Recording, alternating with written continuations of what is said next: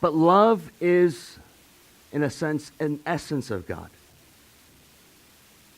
The Bible describes God being love. Not just giving love or having love. It says that God is love. Now, that's a very important theological statement, because in order to love, you've got to have an object. If you are by yourself, it is impossible to love. And I believe that's one of the reasons why we get married, why we meet people, because we want to give love. Maybe along those lines, the reason why we have children. It is so that we can give our love. So God being in perfect harmony and unity. What am I talking about? The Father, the Son, and the Holy Spirit. There's a perfect, in this Trinitarian model, there's perfect unity. As the Father loves the Son loves the Spirit loves the Father. And because of that perfect unity, the essence of love can be given by God and God only. Now, some of you might say, well, I have a neighbor who has no idea about God, but he loves perfectly well. You and I know of a lot of people who are non-believers or unchurched, and you feel like they have so much love. Let me put this on parents for a second. That sacrificial love you have is great. It's needed. But if you strip away all the external layers, do you know what it's all about? It's about you. It's hard to admit that, because we tell kids all the time, it's for you, honey, right? But notice how all of your resources and attention is going to your kid. See, that power of possession, yours. If your kid goes out there and makes a fool of himself or herself, you would get upset. Why? It's your name that's on the line. It's your family. It's your reputation. So you do a lot of things to protect it. You know, without going into a lot of details, there are psychological studies done where parents often live their dreams through their kid. They don't mention it because they don't want their kids to feel like avatars. But there are paths that we try to send them on or guide them in. And ultimately, as sacrificial and selfless your love may be, deep at the matter, there is a self-love. See, God's love is different. God's love, by definition, is not centered on self, but others. It's important to understand this next part, because where love goes, freedom follows. Galatians makes it very clear that where the Spirit of the Lord is, there's freedom.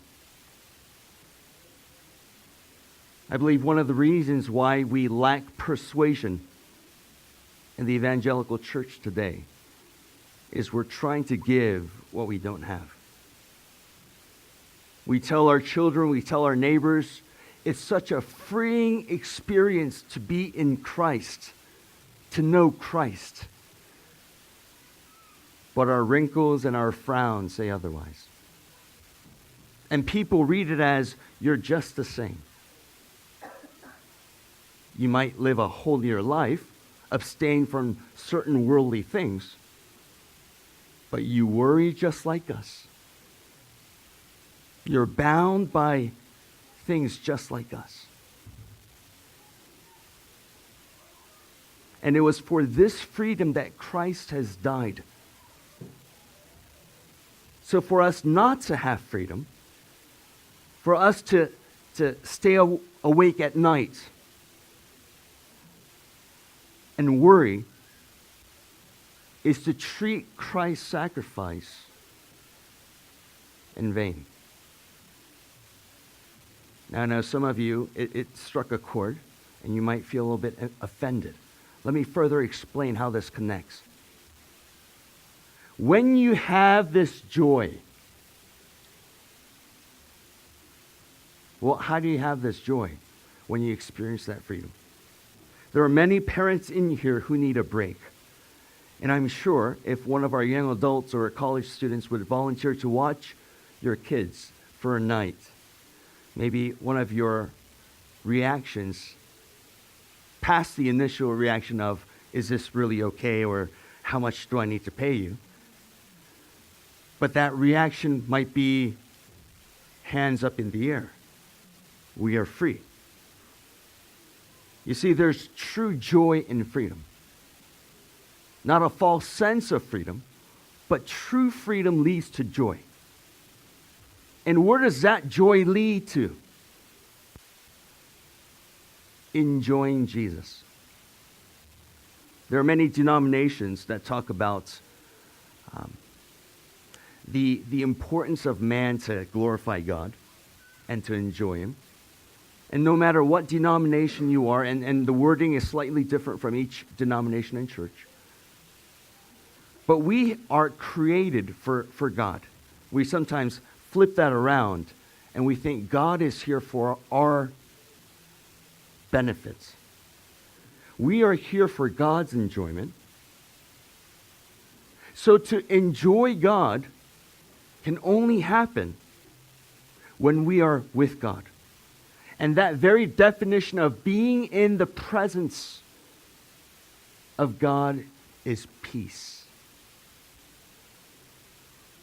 So in heaven, you will breathe in peace. Why? That is just the atmosphere. That is the air. Why? We are in full presence of God. How does the world teach peace? It's an absence of something, right? It's an absence of noise. It's an absence of war. It's an absence of conflict. Yes, that does sound good. But the peace that the Bible teaches is not an absence of. It's a presence of someone. And that presence being Christ. I strung together love, joy, and peace because they're all related. They go together.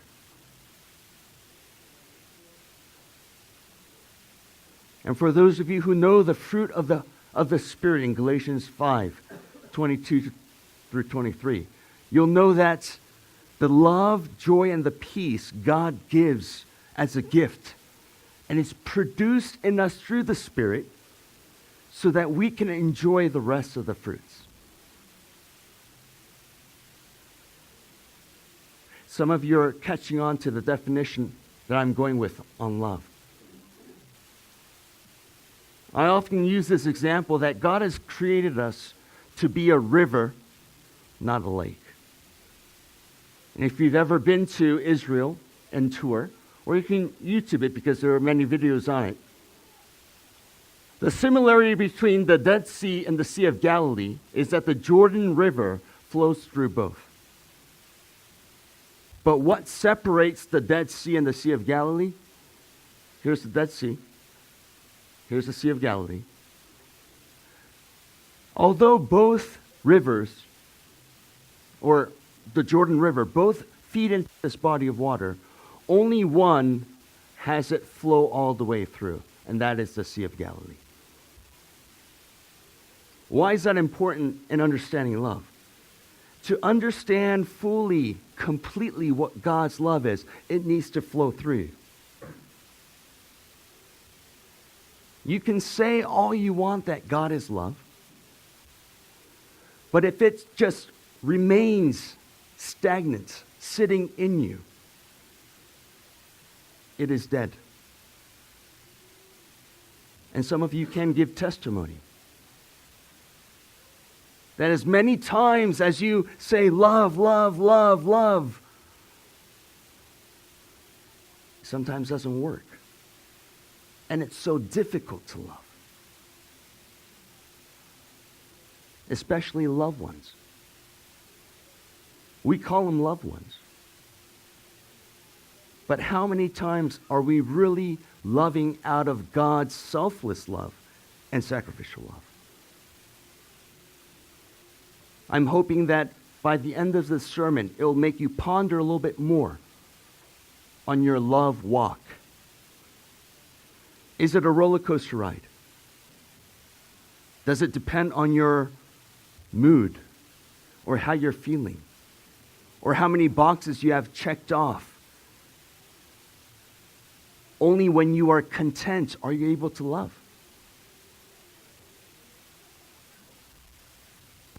Challenge you in your thinking this morning. Let's go to the next slide. So God is love.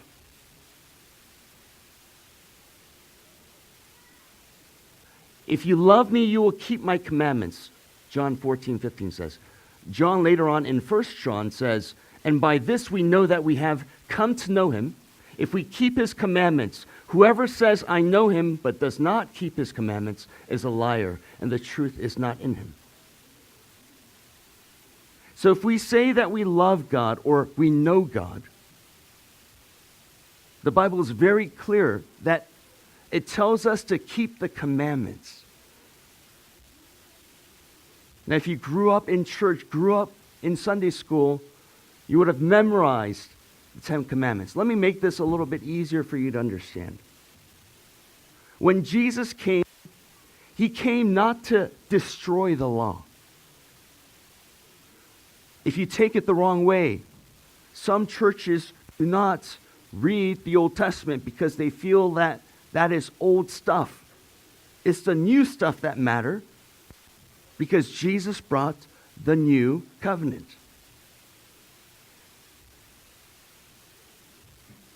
Jesus came not to destroy the law, but to fulfill it. And only he is able to fulfill it. The 10 Commandments, if you divide it in half, or almost in half, we have 4 on your love relationship with God, and then 6 on the man's side. Let me explain some of these, just briefly, so you understand what this means. It doesn't matter if you're Jewish, Korean, American. All of these commandments apply to us. Let's take the first one. We know that God says, do not worship any other gods. A god, by definition, is something that you adore and that you value the most. Some pastors even go to the point of saying what consumes your thoughts, or the percentage that takes up your brain power the most is your God. Now, I know that there are days where it's stressful and there are certain things on your minds. But day in, day out, week after week, there are things that draw your attention. And in the Asian world, many parents worship children. And we'll be quick to say, no.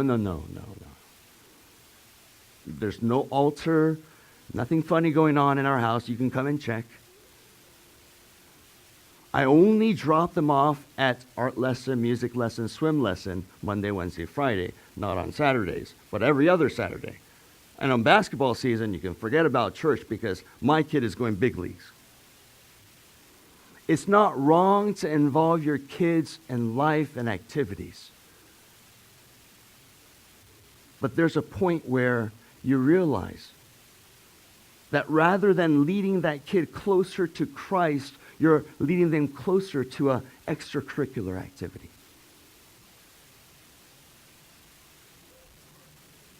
For those of you who don't have kids, it might be your career. It might be your friends.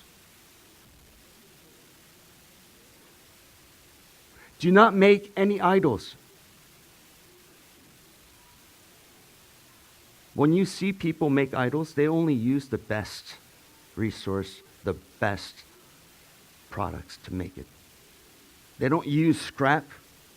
They don't use the leftover. They use what it's most valuable to them. And I would even go further to say,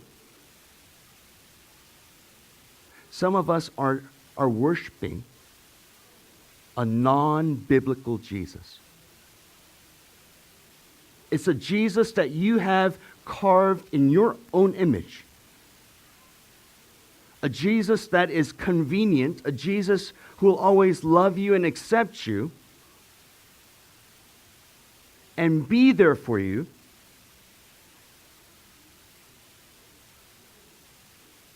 And you totally ignore the whole, I am the light of the world. I am the door. I am the good shepherd. I am the way, the truth, and the life. No. I don't want to go all in. I don't want to seem too religious. So Jesus, I'm going to do the Sunday thing. I'm going to do a good Christian, good moral teaching thing. But don't tell me to devote too much. I mean, you should be just happy I just stepped foot in the church. And I would be doing you a big disservice if I continue to encourage you to worship the Jesus that you have carved in your mind. He is either Lord of all or Lord none at all.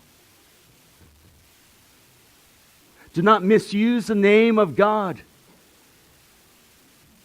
Pastor, I gave up cussing, especially now that I have kids and I don't try to say bad words. Yes, it could be heard of keeping God's name holy or not misusing God's name. That's how most churches interpret it. But the Bible is very clear, especially the New Testament, that those who call me Lord, Lord, just because you call me Lord doesn't mean you'll enter the kingdom of heaven. What does that mean? Some of us, it's on our mouths. It's well rehearsed. Just like you would say at the Oscars or the Grammys.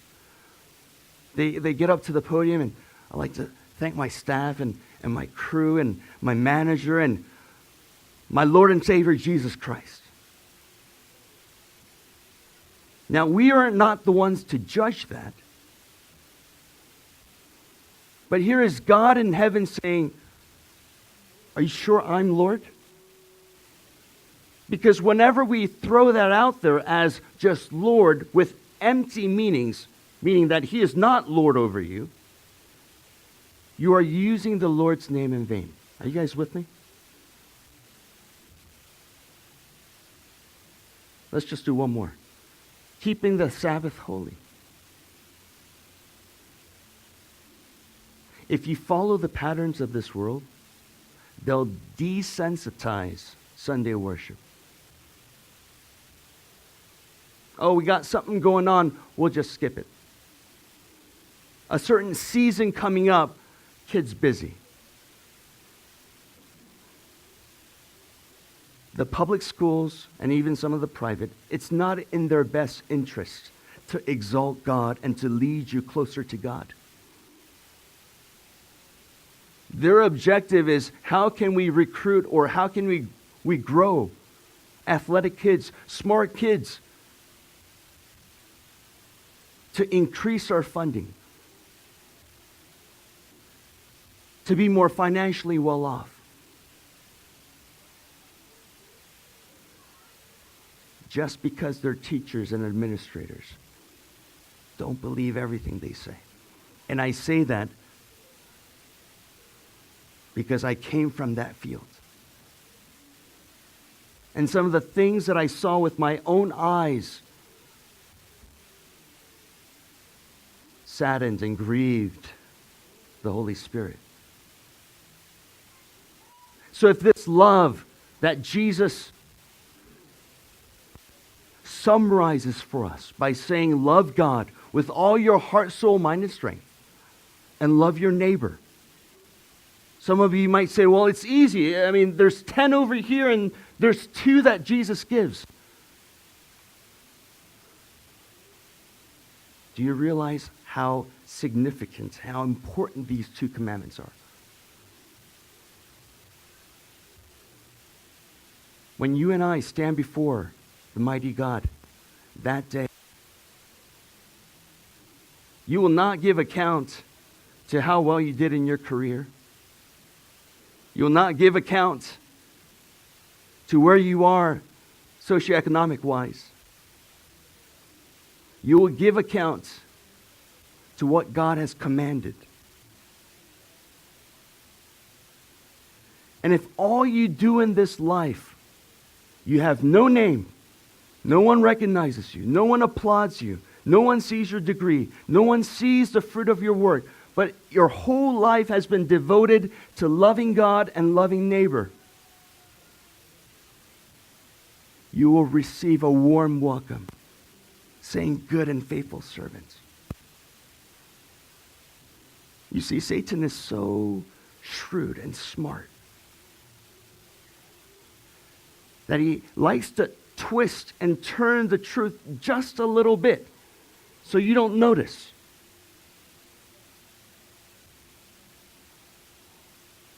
Anything deviating from the complete truth of Jesus Christ is a lie. Okay, I'm getting this love God, love neighbor. How does this continue to fit with my walk, my love walk?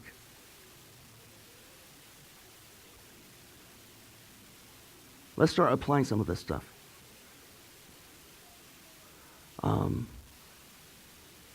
We say we discipline kids because we love them, and that's true.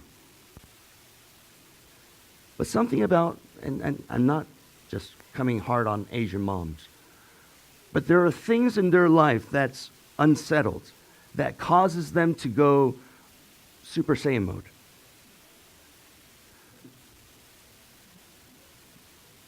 You ask mom, is there milk in the fridge? And she just, how old are you? Have you done your homework? Get over it, right? Everything.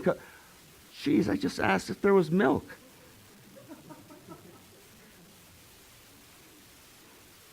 And I put some of the utensils here. Some of the items moms use to discipline us, right? My brothers and I, we used to hide them. But she'd be creative and find other stuff. The moms who are impatient, I mean, obviously they just use their hands. But their hands hurt, so they find an item. I understand that we need to discipline with love. But here's an application piece. And this is not just for moms, this is for actually dads. The love that wives don't receive from husbands, suppressed, turn into bitter fruit. And that bitter fruit manifests in all sorts of situations, especially on kids. And if dads are saying, well, that's not my problem, that's her deal, and that's her thing with anger management. But if dads are able to spiritually guide and lead the wives, to love their wives as Christ loved the church, I believe a lot of the issues will be handled right there. You see, the conditional love that we have, it only disproves what we're trying to do at church. The kids know. That whole thing about turn the other cheek, many Christians aren't willing to go there. Why? Because as they turn the other cheek, their fists are clenched. And it's like, okay, I'll do this because I'm a Christian. But you just wait. You're dead. In the Korean term, it's right? And it's, I love you, but there's this violent shaking because we're going against our nature, we say. But you eventually giving in, shaking hands, making amends is no amends at all, if not done with the love of Christ. You see, that sacrificial love, that losing love, does not want anything back in return. We tend to do things so we can get a return. You got to share the load. We compromise a little bit. We're in this together. So when you talk to guys and say, why aren't you loving? They would come back with verses like, well, wives aren't submitting. So you go to the wives and say, why aren't you submitting? Well, if he's loving me, have you ever been at home? You come back from a hard day at work and you get into a competition of who had the harder day? Do you guys know what I'm saying? Moms are like, oh, 너무 힘들어. It's so tiring. Dad's like, 나는 더 힘들어. I'm more tired. I'm sick. I'm even more sick. Right? Oh, my right arm hurts. My whole body hurts. I mean, how can you top that?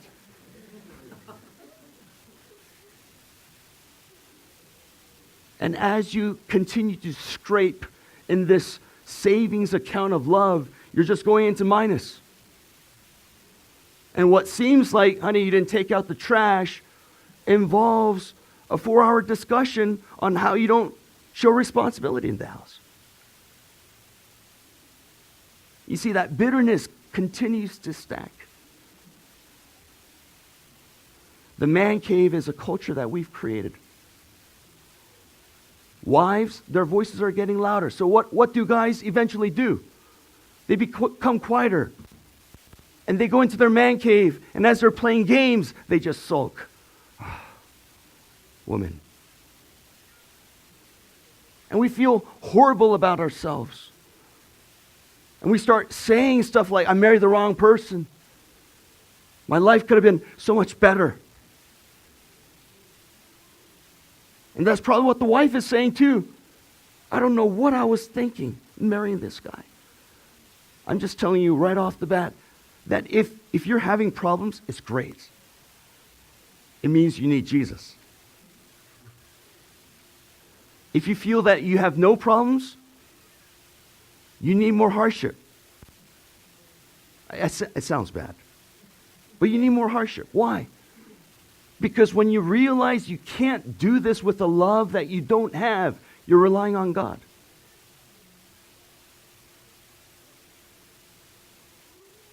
So the more harder your husband or wife or spouse is, the better. Why?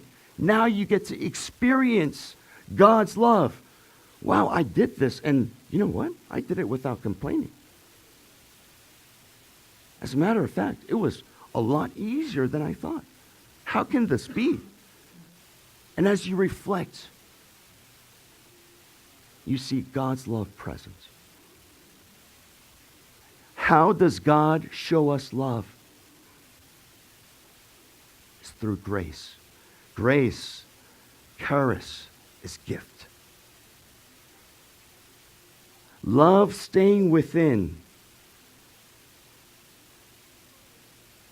Unless you have the mind to understand, you do not know that love.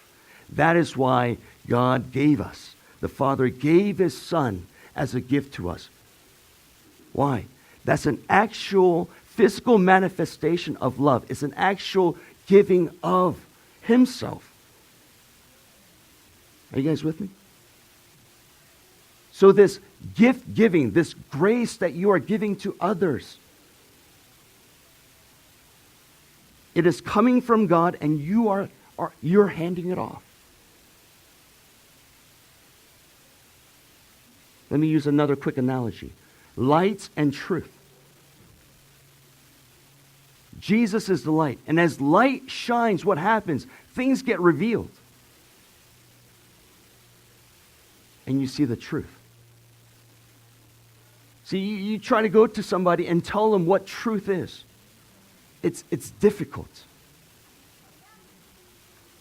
But when my flaws are reflected, when my imperfections are reflected, you get to see who the standard is, and that is Jesus, the truth. You guys still with me? We're almost at the end here. Couple of real-life application stuff. Psychologists call it the 1 to 10 ratio. For every correction or discipline that you give needs to be balanced with 10 actions or words of affirmation. Some of you are in deep thought. You're trying to come up with at least like 3. You might need to think a little bit deeper. And your kids, your spouses will know if you make them up. Wow, you look like a man today.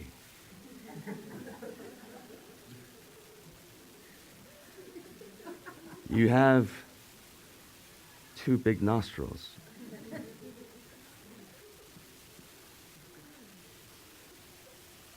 Because we are so quick to judge, so quick to correct, we forget to build them up. Why do churches split? Why are there issues? Because we forget to build up. Don't misuse that term, come just as you are. And if you stay just as you are, church isn't doing what church should be doing. You're being transformed as you're creating friction with others, that you need love, you need Christ. And this constant buildup should be taking place. Leading by example, I shared with you how the Jewish community, how when it's homework time, the parents take out books and study.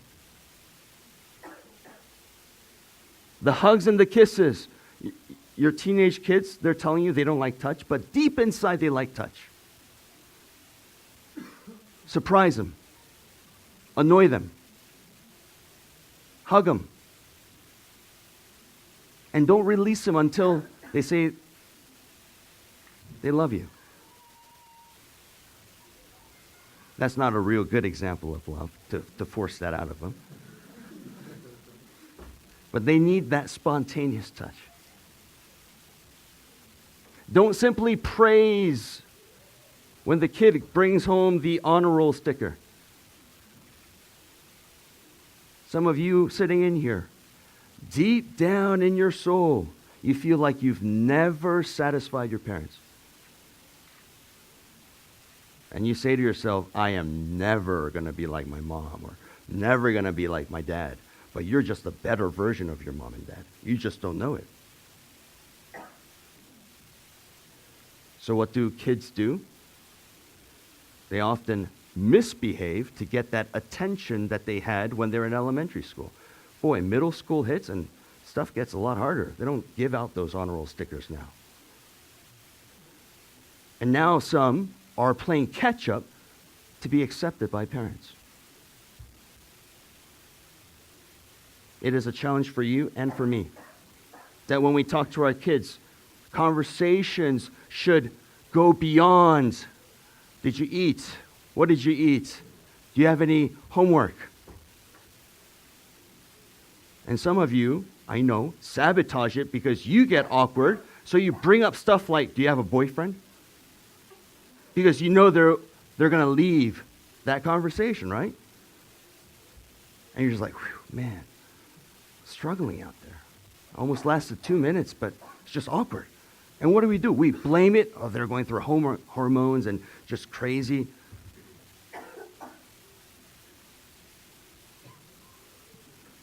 Love is fluid.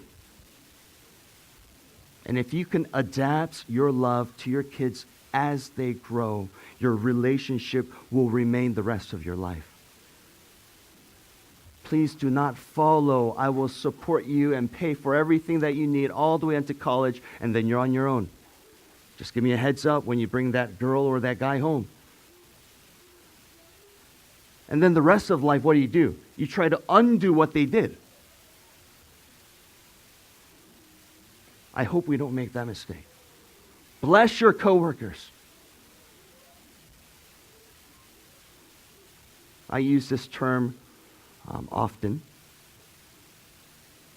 There are people in your workplace, in your community, that this earth will be as close to heaven as they will ever get. And then there are others who are suffering and going through pain. This world is as close to hell as they'll ever face. See, our heart is going out to those who will never hear the gospel. So you might be that only person. Isn't it interesting that in your classroom or workplace, there are always those people, do you know? Doesn't matter if you get a promotion, change careers, change businesses, change buildings. There's always those people. Do you know what I'm talking about? You can't escape them. They'll keep following you. And that's God's perfect way of keeping you in check to share with you, hey, the only reason why you're still living on earth is so that you can be a vessel, that you can be a channel for my love to flow through. You can only give what you have. And if you are here thirsty, scraping, making up fruits, getting high blood pressure, because you're trying to muster the stuff that is not in you, there's a solution. And that solution is God's agape love. Before we close, I want you to make a decision. In your mind, make a decision. Do you want to win in heaven or lose in heaven? Well, you should really go to that extreme. Well, Jesus makes it very clear. You can't have two masters. You can't serve God and money, God and wine. What does that symbolize? To choose one, you need to lose in the other. You see, we think we've become very smart by doing both. Why not have both?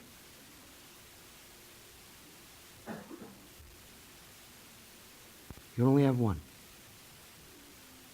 Well, why am I working? Why am I sending my kids to Hagwon and all these private tutoring stuff? Because you want them to glorify God in wherever field they go, in whatever study they go. Why? That's why we are here. Do you want money? Ask God for money. But tell him what you're going to do with that money and how you're going to glorify God with it. Do you want fame? Do you want power? Ask God for it. And God does make it very clear. If you've been given much, you'll be asked much.